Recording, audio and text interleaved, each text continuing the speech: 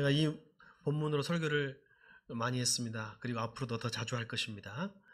그 이유는 이 본문이 이 세상에서 우리가 풍성한 삶을 살고 열매 맺는 삶을 살고 행복하게 사는데 가장 기본적인 그 방법, 원칙을 주는 말씀이기 때문입니다. 오늘 제목은 행복 수업이라 붙였습니다. 제가 종종 하버드 대학에서 가장 인기 있는 그 과목인 행복학 수업에 대하여 부분 소개한 적이 있습니다. 오늘도 그 내용을 잠깐 한 부분을 소개하고 싶습니다. 여러분, 행복은 각자 타고난 감각이라고 해요. 유머 감각과 같답니다. 여러분, 유머 감각은 있는 사람이 있고 없는 사람이 있죠. 예. 근데 유머 감각이 있는 사람은 어떤 사람이에요? 그냥 말만 해도 재밌고 굉장히 위트 있고 그 나를 즐겁게 해주는 사람 있잖아요. 아마 개그맨이나 코미디언들은 타고난 유머 감각을 가지고 있을 것입니다.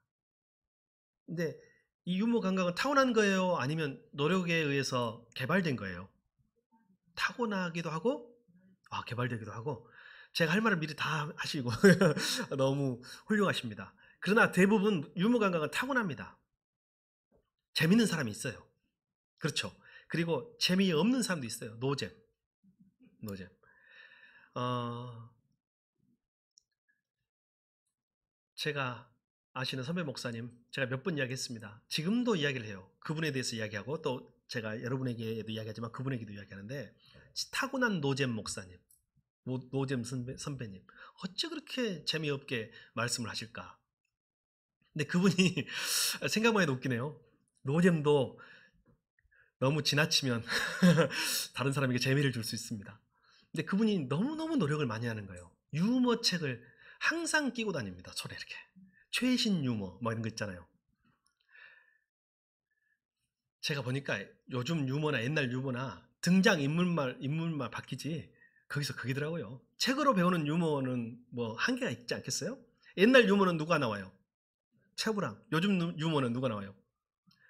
등장 인물만 바뀌지 기본적인 소스는 비슷하더라고요. 그분이 항상 그 자기가 유머 감각이 없다는 게 컴플렉스 같아요. 그 목사님이. 그래서 책에서 항상 그 유머를 하나 뽑아가지고 설교 도입에 사용을 해요. 근데 벌써 시작할 때부터 재미가 없어요. 원래 유머나 재미라는 것은 의외성. 그렇죠. 전혀 평범한데 갑자기 반전으로 웃겨야 이게 재밌는데, 원래 예고편이 재미있는 영화일수록 재미가 없다는 거 아시죠, 여러분? 막 이거 엄청 재밌거든 하면서 이야기하면 벌써 재미가 없는 거예요. 그분이 항상 설교 시작할 때 이렇게 시작합니다. 이렇게 재미있는 이야기가 있습니다. 벌써 재미가 없어요. 이분은 타고난 노잼, 유머 감각이 없으신 분이에요. 근데 제가 그분하고 이제 한 20년 이상 교제하다 보니까 요새 좀 재밌어졌어요. 제 취향이 바뀐 건지 아니면, 여러분 알죠? 유머 감각이 없는 사람은 뭘 해야 되는 줄 아세요? 감각적 유머를 하면 안 되고 아재 개그를 해야 합니다. 아재 개그. 아시죠? 아재 개그의 특징이 뭐냐면 끝까지 밀어붙인다요. 처음에 사람들이 싫어하는데 끝까지 밀어붙여 언젠가는 한 번은 뭐 통할 때가 있어요. 최근에 커피숍에 갔습니다. 커피숍에 갔는데 그분이 이제 커피를 주문하는데 이렇게 주문하는 거예요. 나는 라떼. 나는 항상 라떼. 그래서 왜 항상 라떼를 드셔야 돼? 나는 꼰대니까 항상 라떼. 이렇게 하더라고요. 그래서 간만에 한번 저를 웃긴 적이 있습니다. 근데 제가 오늘 말씀드리고 싶은 것은 행복도 감각이라는 거예요. 행복을 잘 느끼는 사람이 있어요. 행복을 잘 못 느끼는 사람이 있답니다. 그래서 행복이라는 것은 조건, 외부적인 환경에 의해서 결정되는 것이 아니라 대부분 내부적으로 내가 행복 감각이 있는 사람이 그 행복하다고 느낄 때 느끼는 감정이래요. 근데 우리는 보통 돈이 없어서 행복하지 않고, 아파서 행복하지 않고, 누구 때문에 행복하지 않고 이렇게 생각하거든요. 그것은 행복 감각이 떨어진 사람이에요. 근데 항상 해피하고 행복 그 감각을 가진 사람이 여러분 주변에 있든가요, 없든가요? 그렇죠. 그런 사람하고 가까이 하면 나도 행복해질 수 있습니다. 행복은 감염력이 있어요. 전파력이 있어요. 행복 바이러스라고 하잖아요.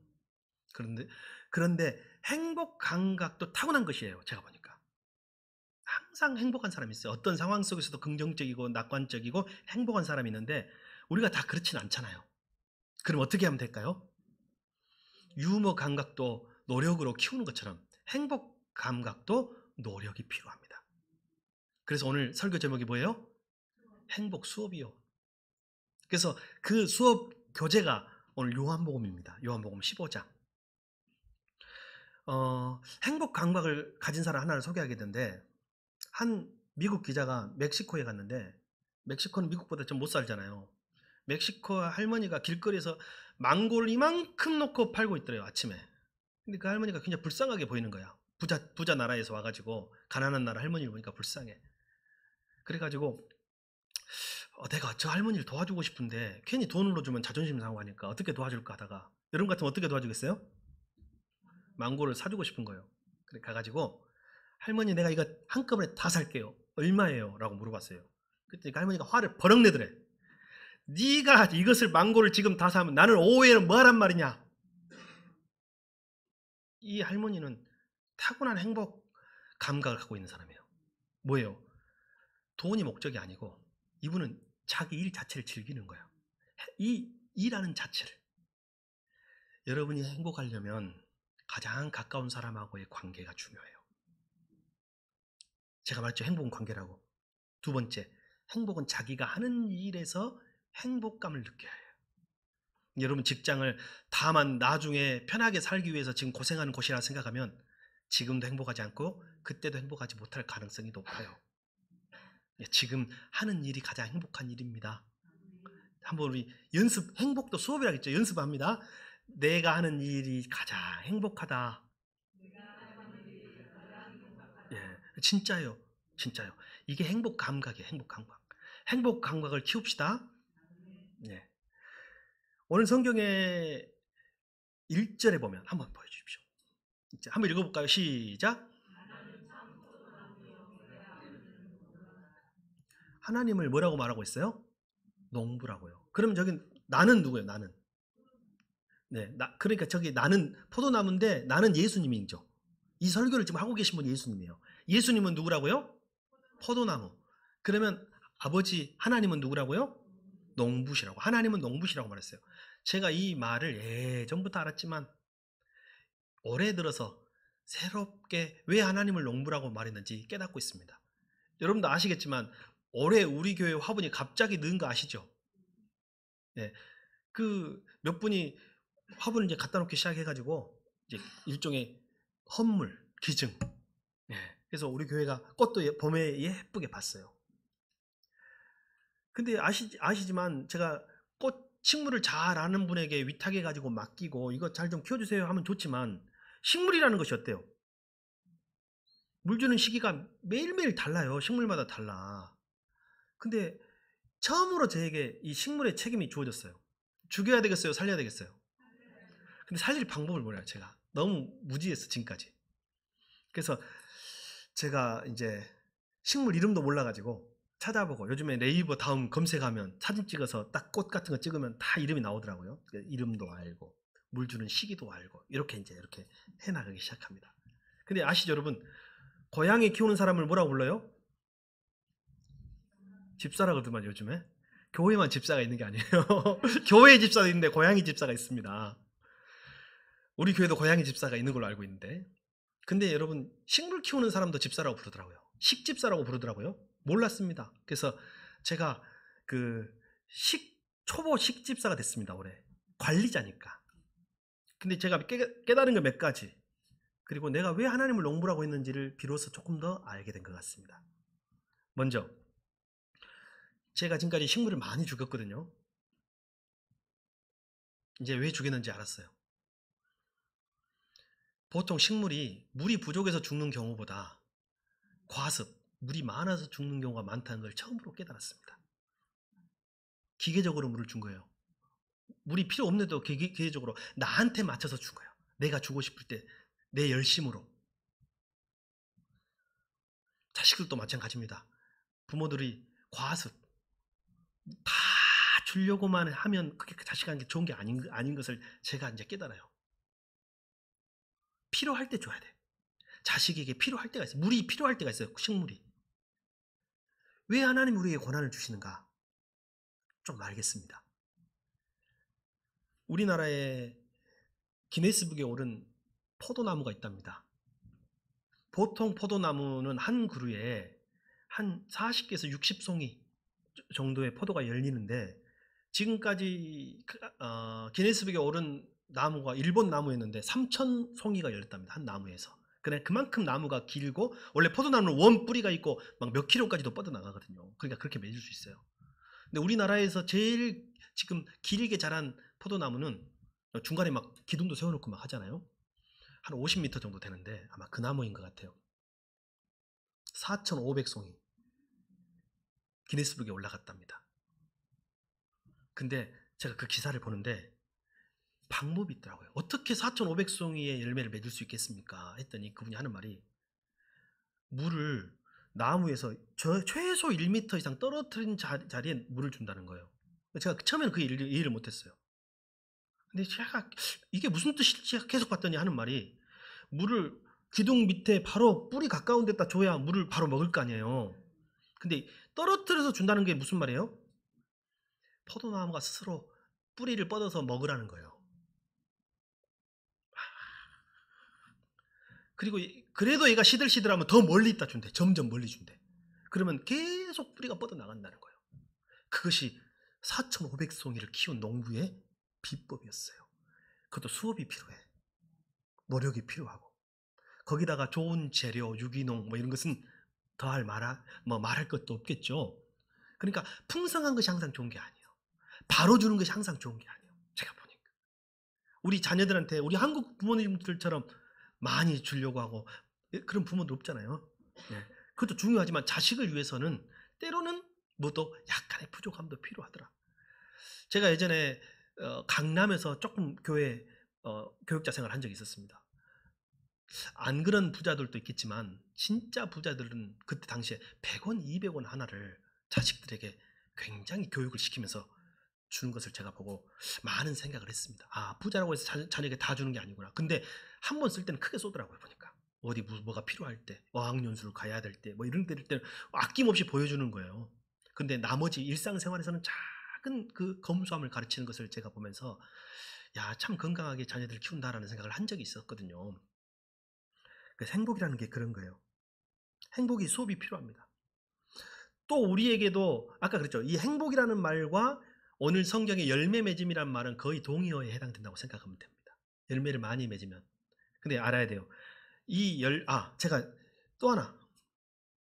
그래서 물 주기에 여러분 화분을 사올 때 화원 주인한테 물 언제 한 번씩 줘요라고 물어봤어요? 안 물어봤어요? 지금까지? 그럼 주인이 뭐라 그래요? 일주일에 한 번 주세요. 2주에 한 번 주세요. 3일에 한 번 주세요. 이렇게 말이죠. 이 말 다 거짓말인 거 제가 이번에 올해 깨달았습니다. 아시죠? 식물의 상태, 내가 식물을 키우는 환경, 건조하냐, 습하냐, 온도가 높냐, 낮냐에 따라서 2주일에 줘야 될 그 화분도 있고 일주일마다 줘야 될 화분도 있어요. 그러면 식집사가 관찰을 해야 됩니다. 관찰을 해가지고 물이 필요한 나무를 찾아내야 돼. 그렇게 물을 줘야 되는데 하나님이 저와 여러분이 그렇게 하고 계신다는 거예요. 그리고 또 하나, 식물은 가지치기를 해야 삽니다. 제가 처음 이 식물을 맡았는데 잎이 시드는 거예요. 죄책감이 들더라고요. 내가 뭘 잘못해서 이게 잎이 시드나? 왜 누렇게 되지? 까맣게 타버리네. 근데 내가 이 환경에서, 이 열악한 환경에서 온실일도 아니고 할 수 있는 것이 한정돼 있잖아요. 그때 느낀 것이 뭐냐면 식물은 가지치기를 해줘야 산다는 거예요. 그것이 우리에게는 뭐예요? 고난입니다. 고난이 있어야 저와 여러분이 삽니다. 없으면 막 다 좋으면 잘 살 것 같잖아요. 식물이 죽어요. 고난이 가지치기가 필요해요. 가지치기가. 그래서 하나님이 우리에게 때로는 연단을 주시는구나라는 것을 깨닫습니다. 그리고 또 하나, 여러분 오늘 보셨는지 모르겠지만 식물 관리 선반을 지금 만들어서 올려놨습니다. 어제 올려놨어요. 이유가 뭐냐면 곧 태풍이 올 거라고 생각하고, 태풍이 오면 저걸 들어가야 되는데 어디다 들어놓을 데가 없는, 하나씩 들어날리기도 힘들고 해서 태풍이 오거나 바람이 많이 불 때를 대피해서 만든 거예요. 보여주려고 만든 건 아니에요. 근데 제가 그 전에 다이가 이 선반이 없을 때는 그냥 이 평면에 이렇게 1단, 2단, 3단을 놨거든요. 제가 깨달은 게 뭐냐면 제 눈에서 먼 식물은 다 죽어가는 거예요. 들어갈 수가 없어요. 내 눈에서 뭐니까 얘가 아픈지 안 아픈지 물이 많은지 적은지 제가 알 수가 없어요. 그리고 보여도 선뜻 손이 안 가. 우리도 똑같습니다. 하나님의 눈에서 멀면 죽습니다. 하나님의 손에서 멀어지면 죽더라고요. 그래서 제가 식물에 대해서는 잘 모르지만 그 원리에 대해서는 조금 깨닫는 한 해였던 것 같습니다. 우리 하나님은 저와 여러분의 농부이십니다. 그러나 깨달을 것이 있어요. 왜 행복 수업이 필요하고 열매를 맺기 위해서도 노력, 공부가 필요하냐? 이 열매와 꽃과 열매는 식물의 것이에요? 농부의 것이에요? 농부의 것이라는 거예요. 포도나무가 맺는 그 열매도 누구의 것이에요? 소유주가 누구예요? 농장 주인, 농부의 것이라는 거예요. 그래서 그것을 맺게 하는 것도 농부이시고 그것을 소유하시는 것도 농부이시더래요. 여기서 우리가 중요한 게 뭐냐면 우리가 인생의 열매를 우리 마음대로 맺을 수 있다 없다? 없다는 거예요. 굉장히 중요한 거예요. 우리 막 노력하거든요. 열매 맺으려고. 근데 아무리 노력해도 내 노력으로는 안 된다는 거예요. 그리고 열매를 맺어봤자 내 것이 아니요. 그건 누구의 것이에요? 농부의 것이, 하나님의 것인 거예요. 그래서 이 원리를 잘 알아야만 열매도 풍성히 맺고 행복한 삶을 살 수 있는 거예요. 왜냐하면 여러분 무조건 열매 많이 맺는다고 좋은 게 아닌 게 뭐냐면 여러분 맛있게 잘 먹고 화날 때 있어요 없어요? 배부르게 먹으면 화나죠. 제가 그 여성분들 가끔 보면 아유 배부르다 하면서 계속 먹어요. 근데 그 배부르다는 말이 무슨 말이에요? 맛은 있지만 그만 먹어야 되겠다 라는 말로 제가 알아먹습니다. 근데 진짜 맛있게 먹고 나면 예전에는 안 그랬는데 이제 어느 정도 30대 중반 넘어가니까 많이 먹으면 먹을 때는 기분이 좋은데 먹고 나서 기분이 안 좋아. 왜? 오늘도 졌다. 이 생각이 드는 거예요. 오늘도 졌다. 무슨 말씀인지 아시겠죠? 많이 먹었다고 열매가 풍성하다고 다 내 것이 아니고 다 좋은 게 아닌 거예요. 열매는 하나님의 것입니다. 그리고 하나님이 맺게 하십니다. 이것이 오늘 우리가 알아야 할 비결인 거예요. 조금 더 들어가 봅시다. 자, 2절 한번 보여주십시오. 2절 말씀. 개역 개정입니다. 세 번째가 아니고. 자, 읽어주십시오. 시작.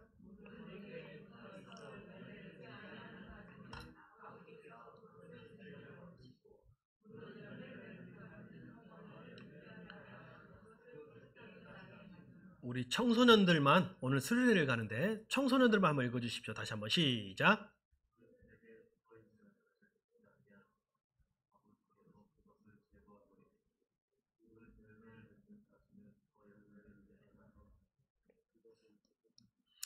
자, 열매를 맺기 위해서 아버지께서 하시는 방법이 제거해 낸다는 거예요. 저게 뭐예요?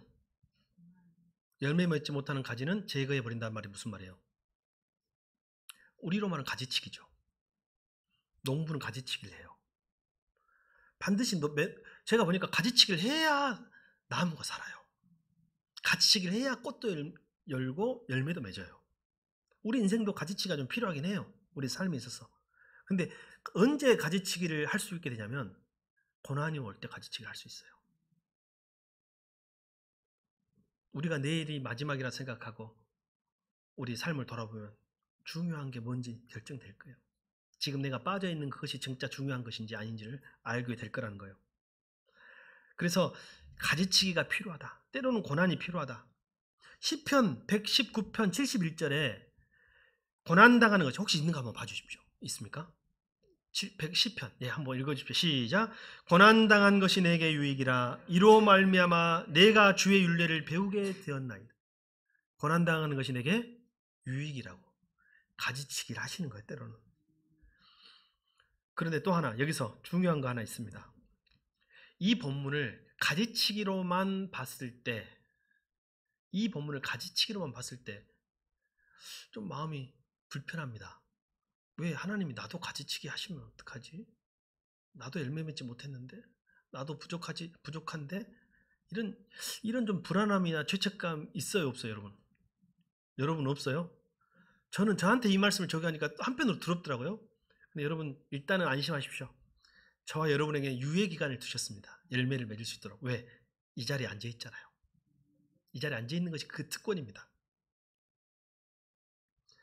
그래서 그러면 열매 맺지 못하는 그런 가지는 제어해 버리시면 하나님은 우리 같은 사람, 부족한 사람들은 어떻게 하실까? 라는 그런 걱정이 있다는데 이 본문을 좀 다른 각도에서 한번 봐보겠습니다. 이거 제가 전에도 한번 설교했던 거예요. 네, 다시 한번 합니다. 제거해 버린다는 말이 헬라어 단어로 아이레이라는 단어인데 제거하다라는 번역은 오늘 본문 하나밖에 없어요. 다른 본문에는 다 어떻게 번역이 되어 있냐면 들어올리다로 번역이 되어 있어요. 들어올리다. 그러면 오늘 이걸 제거하다라는 말로 보지 않고 들어올리다라는 말로도 볼 수 있다 없다? 있겠다라는 것입니다.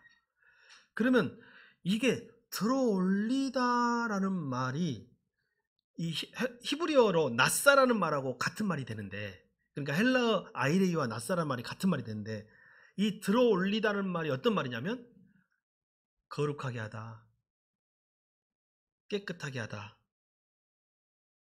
죄를 속하다라는 의미가 포함되어 있어요. 그러면 하나님이 열매 맺지 못한 나무는 어떻게 한다고요? 제거해 버리다라는 1번 해석도 우리가 했으니까 이제 2번 해석을 해보자는 거예요. 열매 맺지 못한 나무는 어떻게 하신다고? 들어 올리신다. 거룩하게 하신다. 깨끗하게 하신다. 저와 여러분이 비록 열매 맺지 못했어도 하나님이 버리지 아니하시고 어떻게 하신다고요? 들어 올리신다. 거룩하게 하시고 깨끗하게 하신다는 것입니다.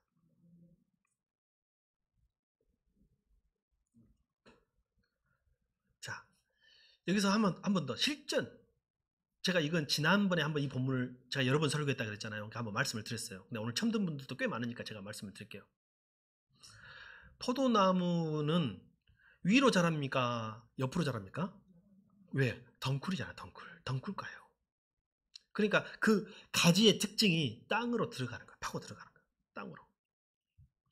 땅으로 파고 들어가면 번식을 잘하면 거기에 뿌리가 내려가지고 그러니까 그 부모 나무 뿌리가 있고 자기도 또 뿌리를 내려서 또 계속 하나의 나무가 연결해가는 구조로 되어 있는데 과수원에 있는 포도원에 있는 포도나무 그렇게 안 해요. 땅 속에 들어가면 어떻게 해요?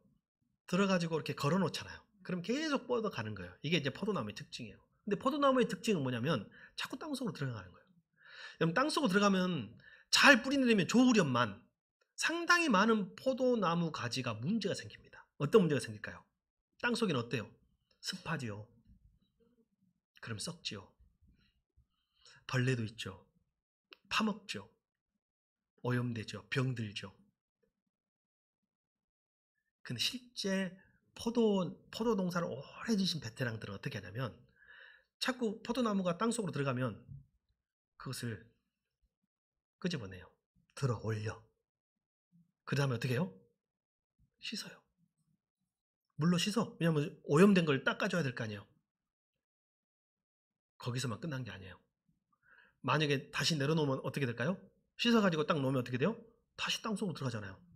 끈으로 묶어. 가지고 매달아 놔.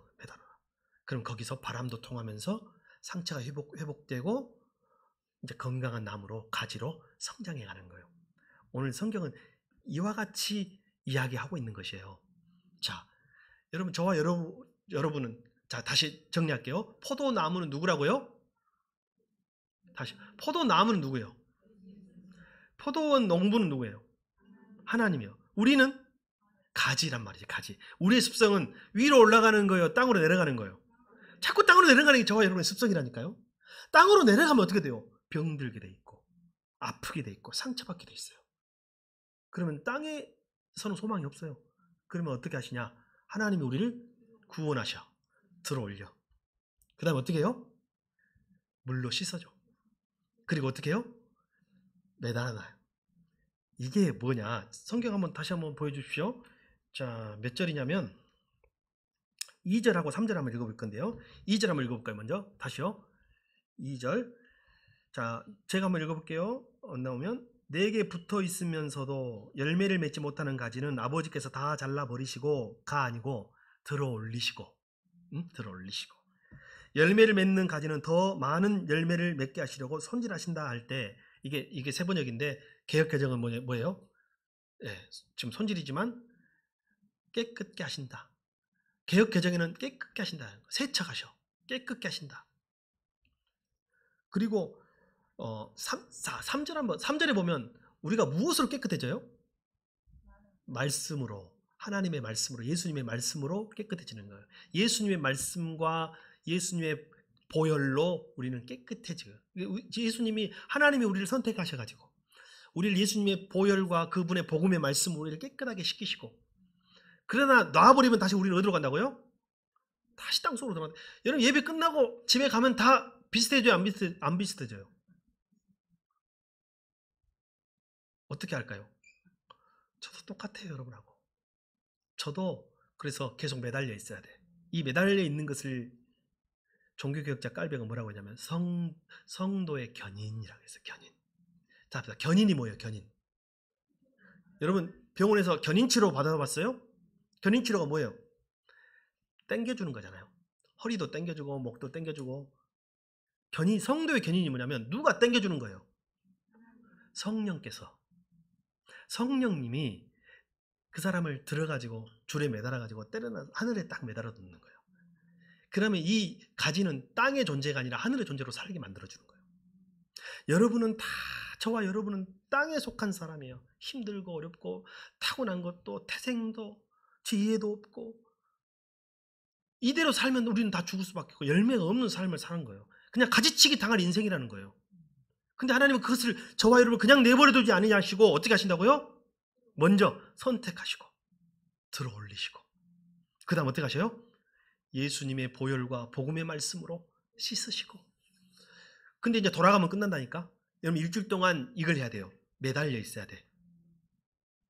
누구에게? 성령님께 매달려 있어야 돼. 성령님을 붙잡고 있어야 돼. 붙잡아 주세요. 매달려 있어. 그러면 그 가지는 열매를 맺게 되는 거예요. 자, 성경에 하나만 봅시다. 땅속을 기는 사람 누굴까? 여러분, 사도 바울 아세요? 사도 바울은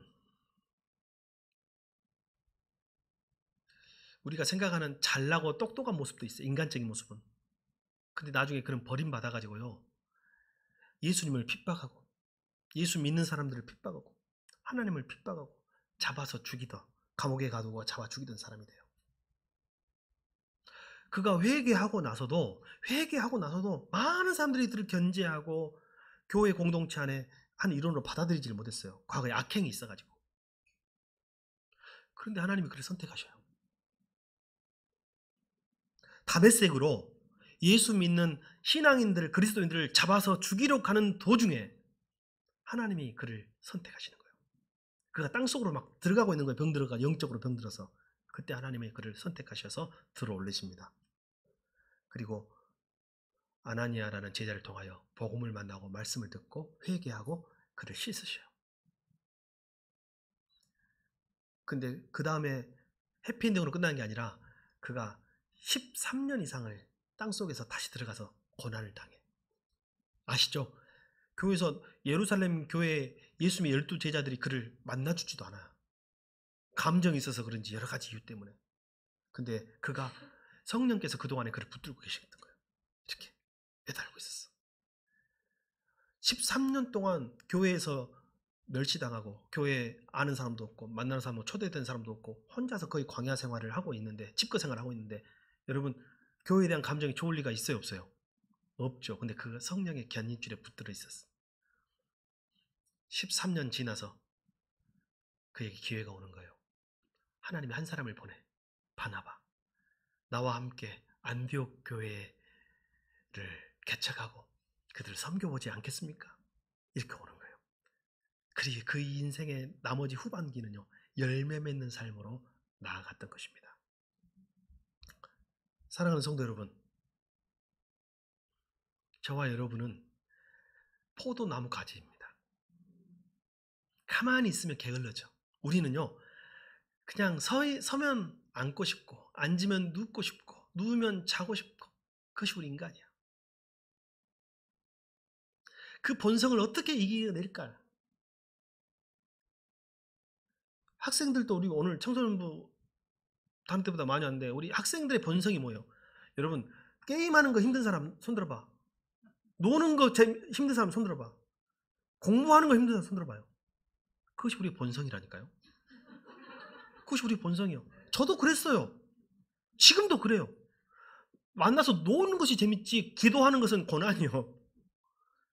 근데요, 성령님께서, 하나님께서 여러분을 선택하시고 여러분을 들어서 오늘 불러주신 줄 믿습니다. 여러분이 이미 들림 받은 거예요. 그리고 오늘 여러분이 말씀을 들으면서 말씀으로 회개하고 싶은 마음이 생겼으면 예수님의 보혈로 여러분의 죄를 깨끗이 씻고 이제 여러분에게 남은 것이 있어요. 지금부터 누구에게 붙들려 살아야 돼? 성령님께 붙들려 살아야 돼. 성도의 견인은 성령님의 역할이요. 성도의 견인. 그래서 붙들려 살아야 돼요. 자, 그러면 이제 마지막 결론 내립니다. 열매 맺는 조건은 가지가 아무리 노력한다고 맺을 수 있다 없다? 없다. 열매 맺음의 조건은 뭐냐면 자리 지킴이 있어. 가지가 그 자리에 지키고 있어. 가지는 포도원에 있는 그 포도나무 안에 딱 붙어 있는 거예요. 그것이 가지의 역할이고 가지의 일이에요. 하나님의 역할은 뭐예요? 농부 역할은 그 가지로 열매 맺게 하는 거예요. 그래서 신앙생활은 뭐냐면 자리 지킴과의 싸움이요. 자리 싸움. 우리 학생들 있죠? 공부는 뭐의 싸움인 줄 아세요? 방금 힌트를 줬잖아요. 자리 싸움이요. 제가 군대 갔다 왔어요. 몸도 마음도 말을 들어야 안 들어요? 안 들어. 근데 공부를 다시 시작해야 돼. 어떻게 하는지 아세요? 자리 싸움에서 이기려고? 한 15분만 지나면 엉덩이가 들썩들썩하고 안 가고 싶으면 화장실도 가고 싶고 누가 눈만 마주치면 누가 커피 마실까? 도서관에서 자꾸 커피 한잔 할까? 이렇게 자꾸 누가 나를 불러주길 바라는 마음이 있는 거예요. 미안합니다만 제가 요즘은 어쩔래 옛날에는 만화책 한지를 한 30권을 빌려가지고 도서관에 갖고 갑니다. 제 마음, 오늘 나는 자리 싸움에서 이긴다. 이거 다 볼 때까지 일어난다 안 일어난다? 안 일어난다. 공부가 안 되니까 그렇게 시작을 했습니다. 공부도 자리 싸움이에요. 인생도 자리 싸움이에요. 신앙도 자리 싸움이에요. 제가 이전에 가르쳤던 지도했던 청년이었는데 지금은 나랑 같이 늙어가더만. 그렇게 선남 선녀 예쁜 애기 데리고 와가지고 식사를 하는데 인사하러 왔어. 우리 교회 다니는 다른 지역에 있는데 어떻게 그렇게 예쁘게 사냐 했더니 목사님 우리 이혼 한 해 만에 하면서 살고 있어요. 지금 좀 한 고기 넘기고 살고 있어요. 아니 그렇게 믿음 생활하고 믿음이 좋던 애들도 그러더라고요. 근데요 목사님 믿음으로 견디고 여기까지 왔어요. 그래서 제가 뭐라고 했을까요? 조금만 더 견뎌봐라. 나도 그랬다. 조금만 견뎌봐라. 나도 그랬다. 여러분 공부도 신앙도 인생도 자리 지킴과의 자리 싸움이요. 나의 할 일은 뭐라고요? 자리 지킴. 하나님 하실 일은 열매 맺게 하시며 하나님이 여러분으로 열매를 풍성히 맺게 하시기를 원합니다. 예. 우리가 할 일은 자리 지킴, 붙어 있음. 기도하겠습니다.